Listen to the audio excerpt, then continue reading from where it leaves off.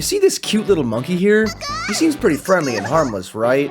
Well, pretty soon here, he's gonna push me to my breaking point. Oh my god, I'm gonna fucking faint, bro. And that's because in today's video, we're gonna be going for the hardest achievement in Super Monkey Ball!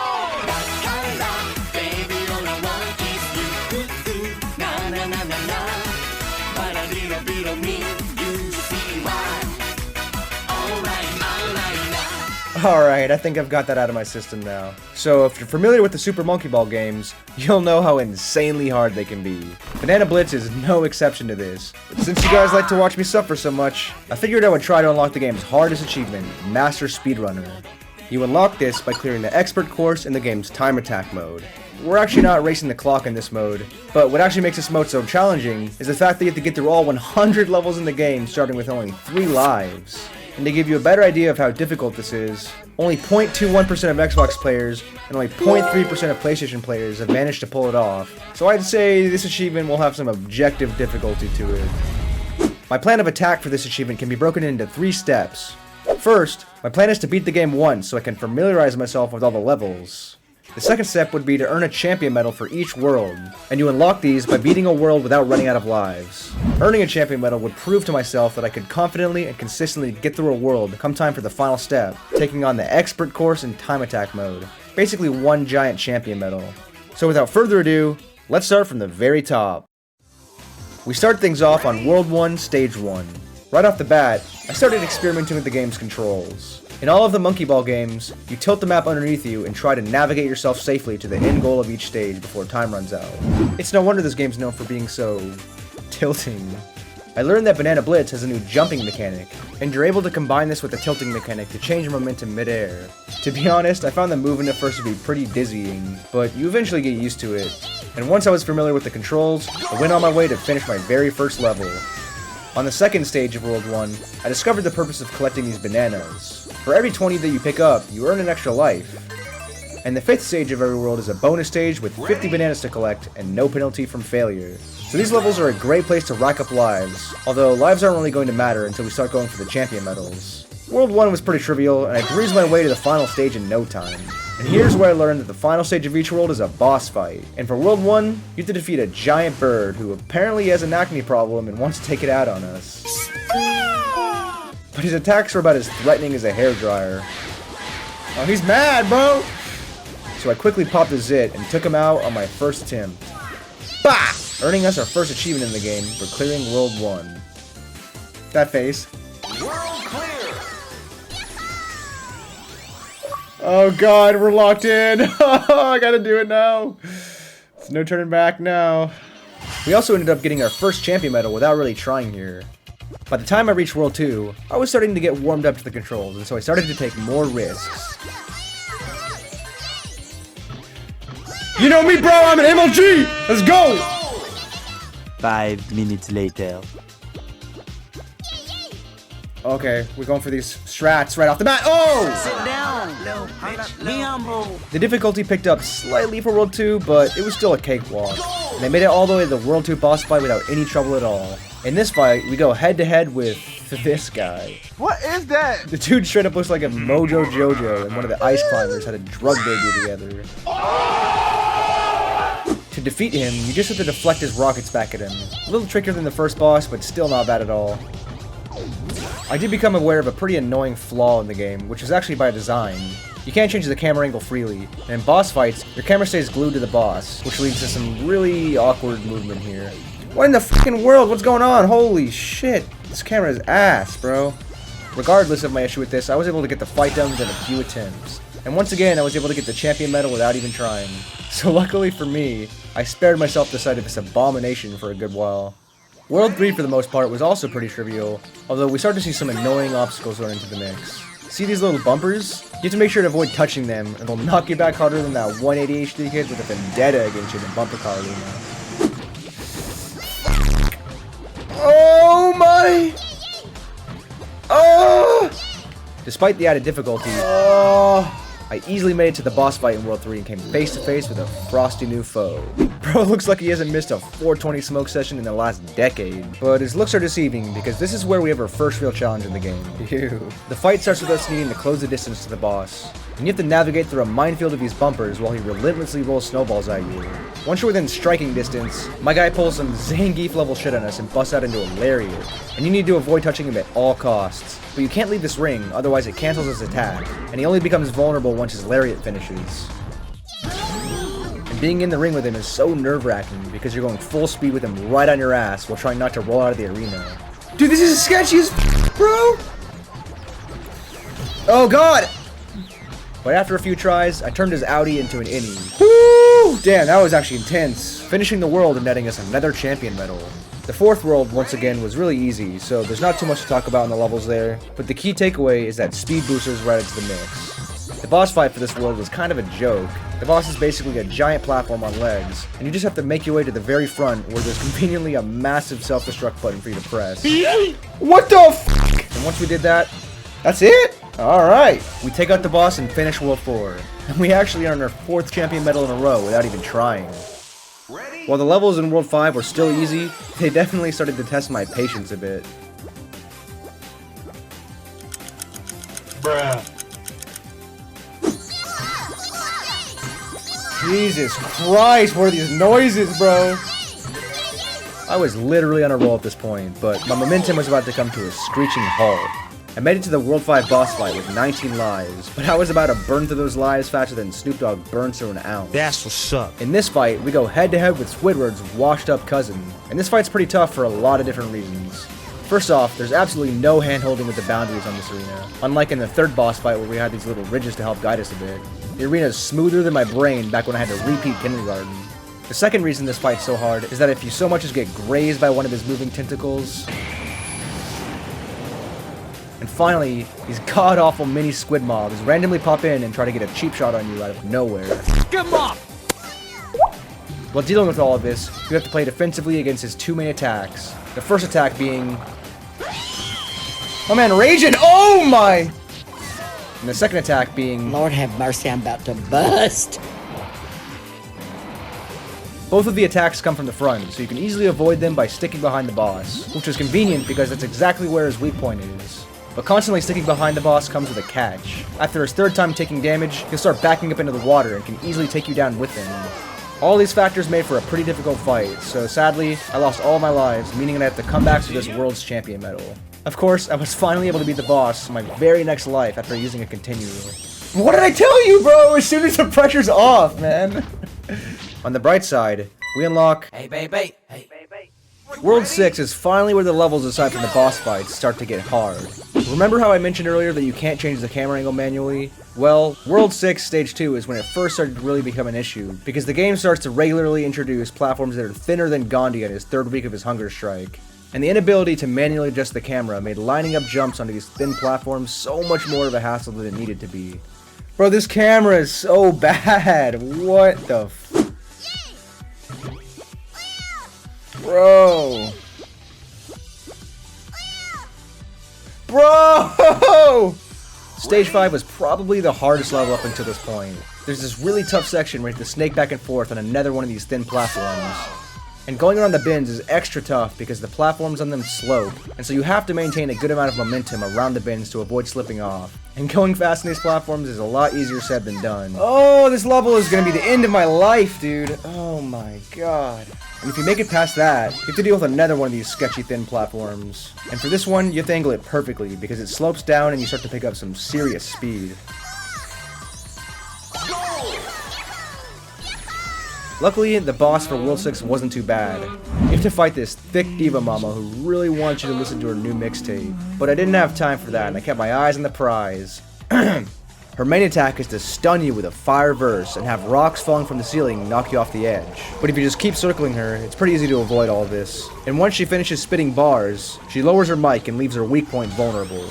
I kept repeating this process until she did a mic drop, with only a few seconds left on the clock to spare, finishing World 5. But sadly, I also wasn't able to get the champion medal here, and was going to miss the rest of them by a long shot, so we're going to have to come back and clean those up.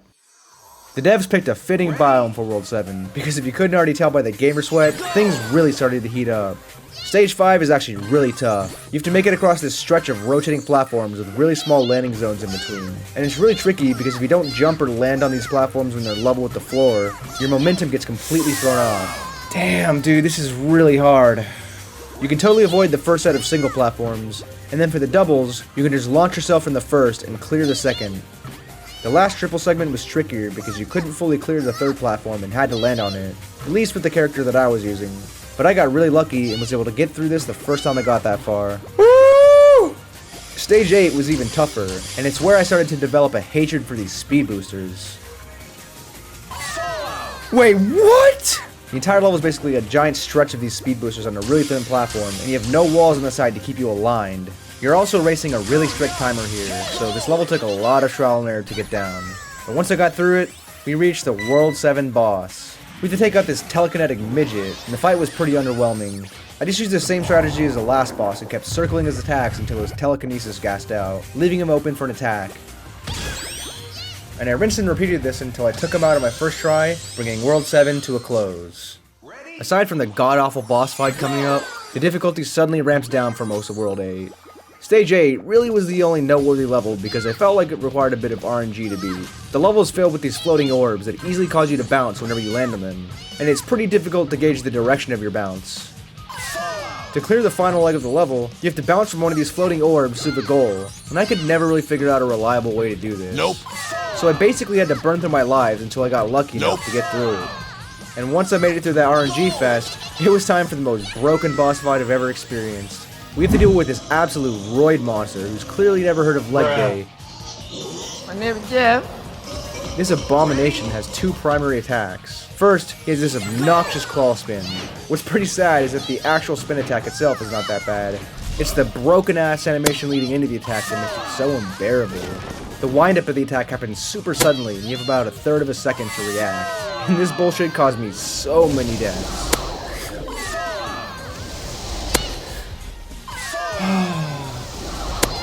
Dude! Oh my god. His second attack, this claw slam, also is pretty broken. It's rather easy to dodge, but sometimes the attack will randomly magnetize you regardless of your movement. Bro! If you're lucky enough to avoid his attacks, you have a small window of time before his next one to slide behind him and give him a well-deserved spanking. Once you're able to get 3 hits on him, the difficulty of the fight ramps up even more as he does this body slam, rippling the map beneath you and releasing these energy orbs that often get in the way of your movement. Bro! I got pretty close to beating him and probably could have kept going about this the way I was, but I knew I was going to be f***ed for the champion medal if I was going to have this much trouble beating him. Continue? So I swallowed my pride and looked at some guides online for easier ways to beat him. Luckily, there was actually a way to cheese the boss, and I had no shame in taking advantage of this. You basically can just hug the boss, and nearly all of his attacks will just miss you. You'll even dodge his spin attack since there's a safe spot underneath his swinging arm.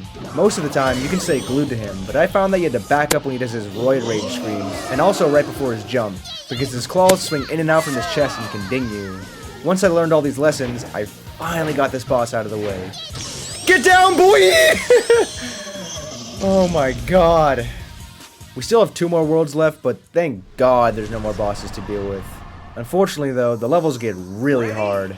On the bright side, we unlock Sonic as a playable character, which is awesome for a few different reasons. First off, he has the best stats out of any character in the entire game, but more importantly, he's a lot less annoying than the rest of the characters. And this is clutch because I'm going to need to conserve my sanity for these next 2 worlds. He also nets us an achievement when we complete our first stage with him.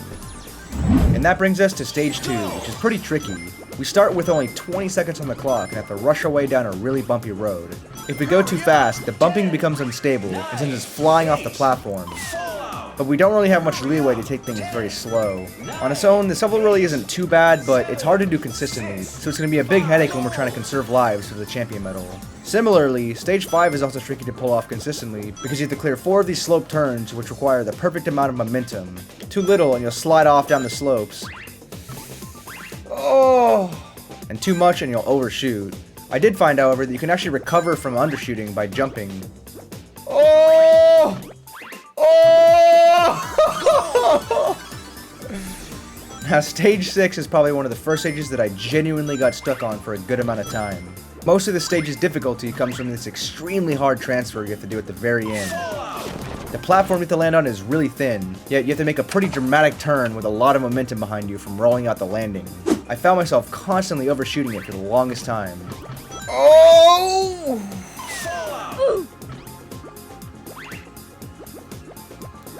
Dude, what the fuck, man?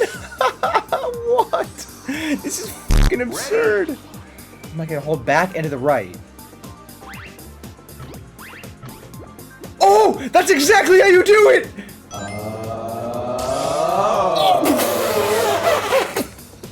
Continue? Fortunately, I was able to replicate what I just learned to get past this part pretty easily. Oh, that's twice in a row, dude! This is definitely... Oh. No, stage 9 is probably one of the hardest levels in the game. If you do it how the developers intend you to. The camera on this level is absolutely busted, and I was about ready to bust open my controller. This is fucking ridiculous, bro! Continue. But desperate times call for desperate measures, and I had an idea. Alright, I need to figure out how to Hail Mary this shit. Oh! Wait a minute! Yo, hit me up, level designer. Where you at, bro? Where you at, bro?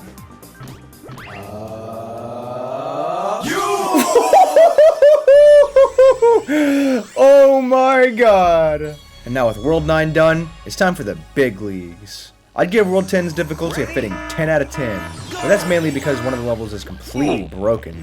Level 3 is the first brutally challenging level we encounter in this world. The first half of the level is this stretch of thin platforms with lots of tricky turns and transfers. The hardest part of the first half is where you have to descend a set of staggered ledges. I have to admit, I was struggling pretty hard on this part, but beating the level the way I did earlier flipped a switch in my brain, and so I started messing around with risky jumps hoping to skip parts of the level again. I started by trying to clear a gap that would skip the staggered ledges. While I sometimes could pull it off, it was hard to do consistently and felt riskier than it was worth, and that's when I saw another jump that seemed pretty promising. I knew I was onto something when I accidentally picked up some of the level's hidden bananas.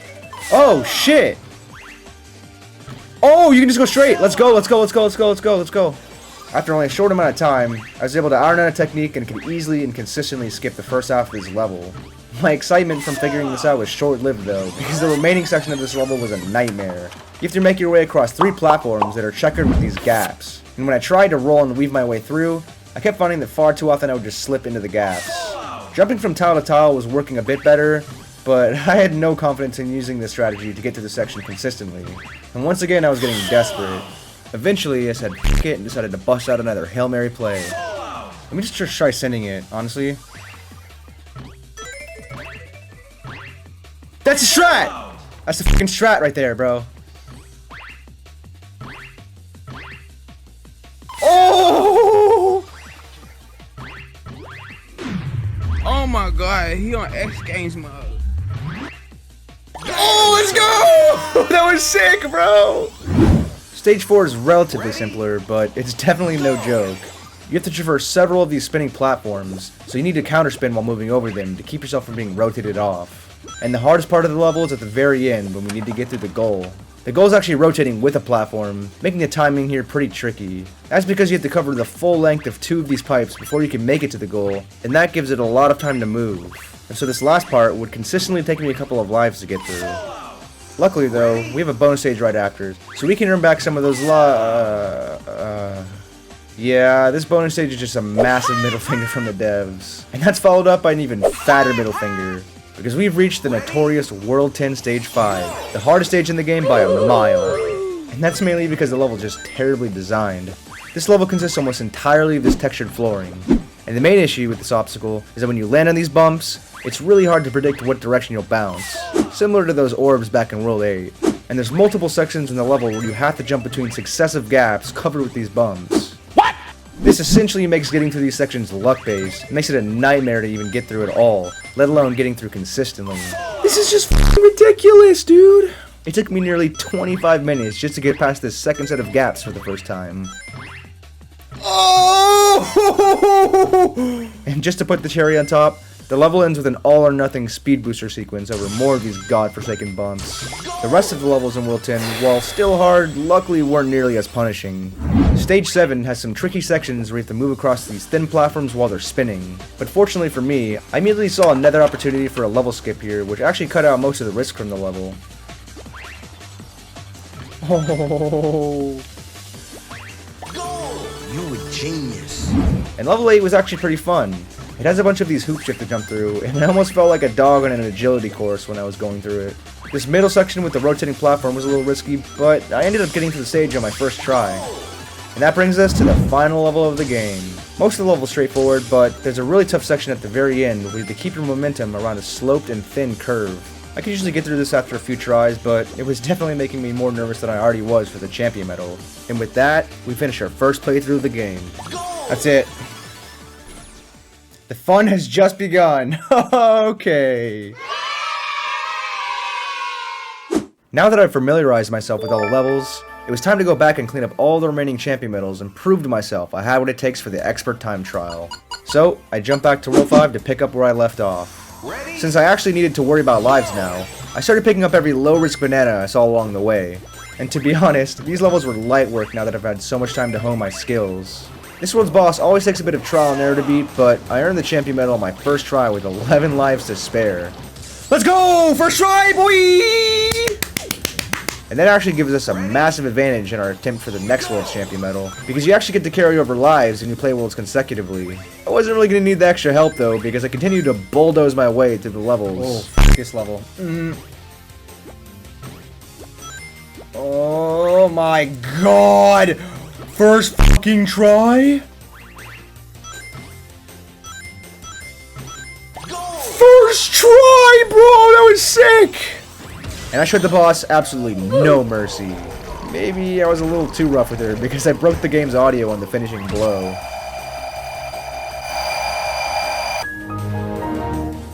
With another champion medal behind me, I was coming in hot to World 7 with 20 lives behind me now.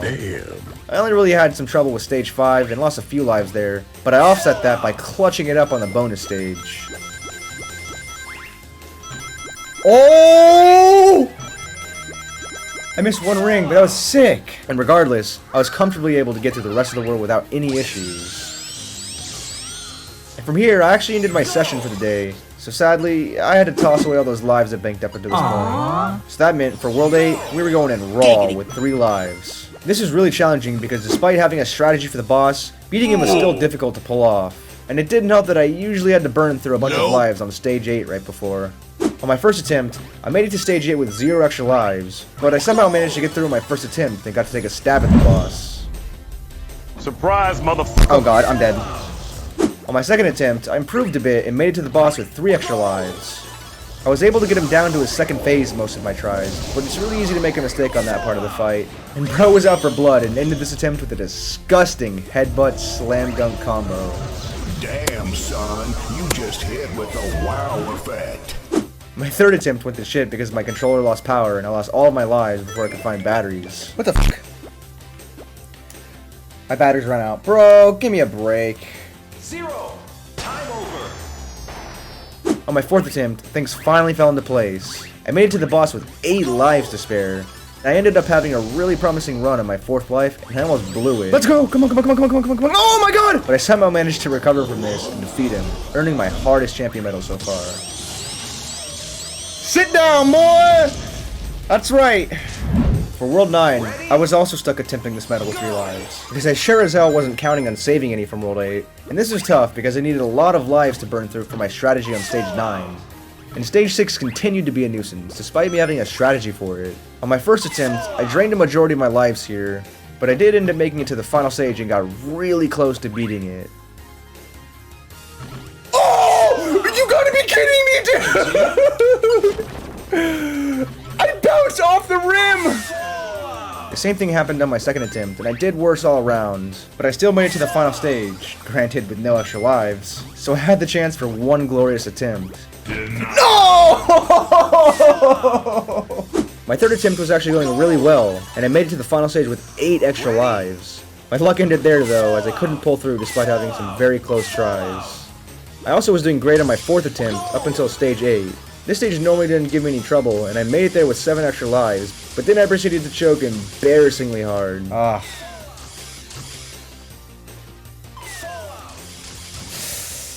Oh, God, bro, this is bad. This is really fucking bad. The humiliation finally ended, though, and I made it to stage 9 with just a single extra life. Ironically, though, this is when things finally fell into place. Literally, actually. Oh, let's go! Let's go! We got it! And now for the most formidable champion medal by far. For the same reasons as before, I'm stuck attempting this world with 3 lives. And this was actually enough for me to get through the first half of the world pretty consistently. My method for stage 3 actually wasn't as hard to pull off as it seemed, and with practice, I found that I could consistently get through it in 1 to 2 lives. I wish I could say the same about stage 5 though. Getting to the stage as part of the champion medal is probably one of the most punishing gaming experiences I've ever had to go through. And so, I present to you yet another montage of my mental health declining.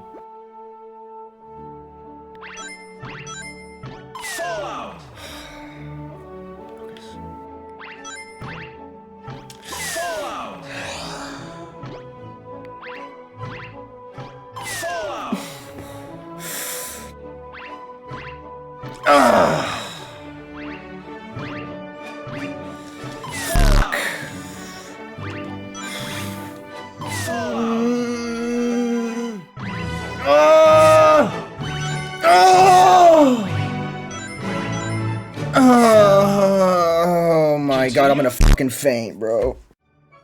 On my 11th champion medal attempt, I finally made it through this broken section for the first time. And watch what happens next. Oh my god! Oh my god!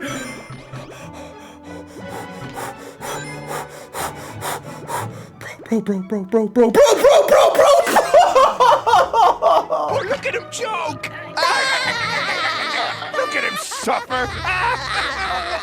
I was gonna regret not taking my time here, because it was gonna take me until my 16th medal attempt to get through this again.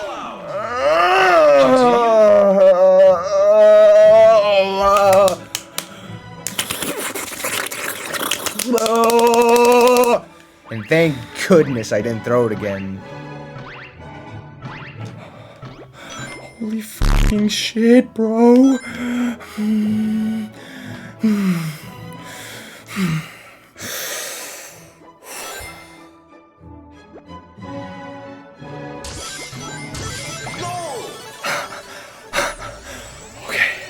The pressure was really on now, and you could see it in my face here. And you already know I desperately didn't want to go through that again. But thankfully, I clutched up and was able to get past this awful experience.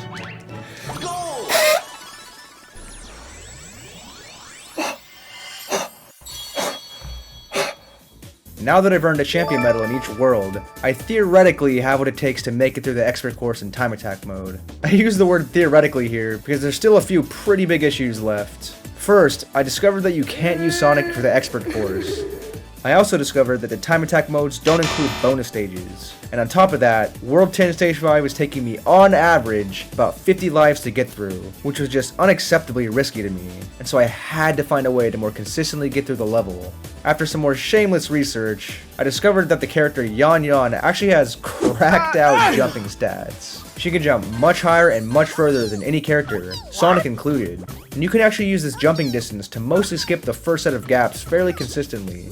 For this one strat that I found, you launch yourself from this platform here all the way over to the last gap. If you angle the jump correctly, you'll likely bounce in the direction that you need to. Not only does this character have amazing jumping distance, but she also bounces much higher, and this gives you significantly more time to react when you're bouncing between gaps in the second section. You can even skip some of the gaps between bounces if you're feeling brave enough.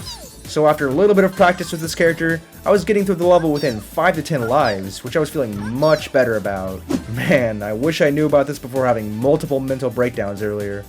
So with this newfound confidence, I decided to pick this character and just go for it.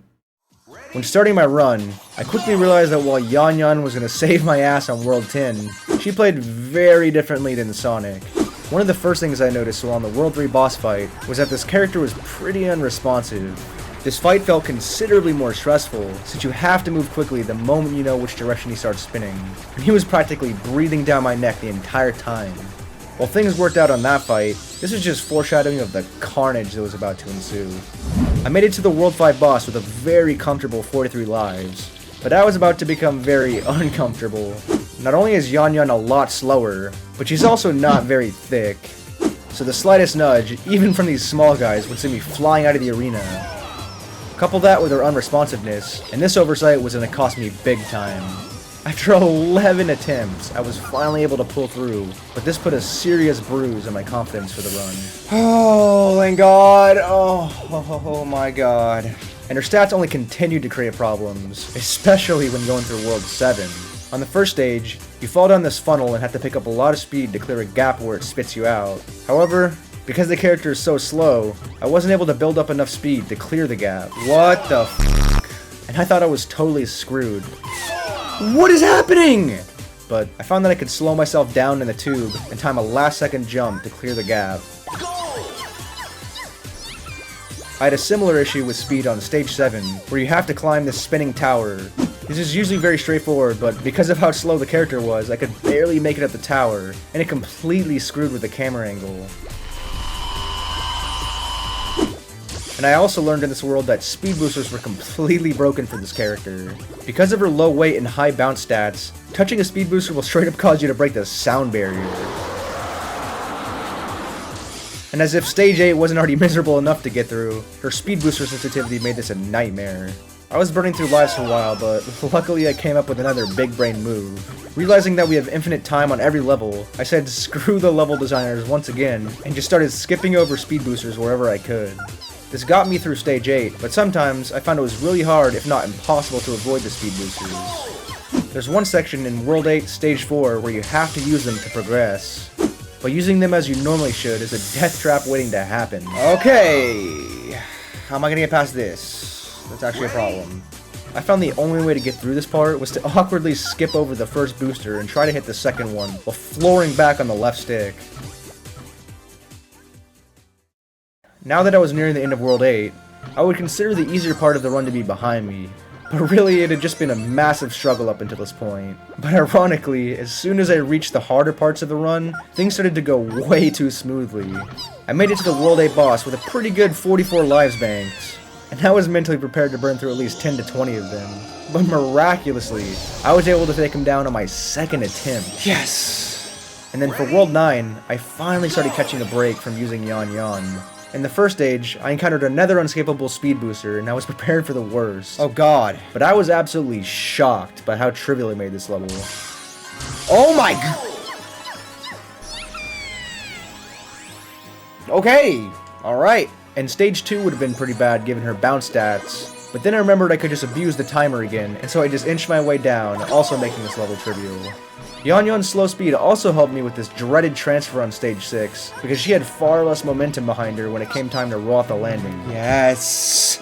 For my Hail Mary strategy on stage 9, I did have to experiment a bit since she could jump way further, but again, to my utter astonishment, I was able to pull off the jump on my 4th try. Let's go! Yes! My momentum carried through into World 10 as I breezed my way to the 3rd stage. And similar to stage 5 on this world, Yan Yan's high jumps and bounces made my strategy for this stage significantly easier. Woo! Let's go. And before I knew it, I was on stage 5, the most pivotal level of the entire run. And I was sitting pretty with 48 lives. But, was I going to get through it in 5 to 10 lives like I was hoping? Or was I going to completely choke on this level and blow the run? Legendary! First try! Oh my god! Bro. First. Don't let me need those lives! Let's go! First try! What? What? I could not believe what just happened, and I was beyond relieved to know my risk had paid off. And with 50 lives in the bank, I knew I had this run in the bag. And so the rest of the run was just a giant victory lap where I reflected on my journey. As much as I struggled through this, it was beyond satisfying to get to this point.